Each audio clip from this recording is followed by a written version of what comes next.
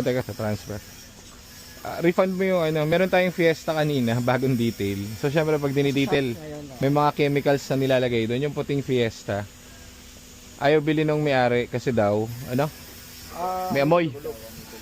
Amoy kulob daw. So ibalik na lang yung money tapos sa marketplace na lang sila. So anyhow, wala naman sa amin problem. Kaso first time namin na kliyente na ang tawag dito, nagreklamo sa amoy kulob. Pero ang ganda nun. Ang ganda nun, brother. Pero may Crayola talaga ang Ford eh. Oo. Normal yun, kaso baka Hindi siya sanay. Pero okay lang naman. Anyhow, okay. Actually, may mga nagpaparesolve din ng white.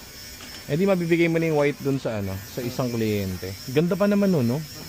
Babaan trani, bago ang transmission, refresh ang engine. So, no problem. ABS, bago rin ABS yan. Yes, sir. Detail na rin. Walang kahit anong error, ano?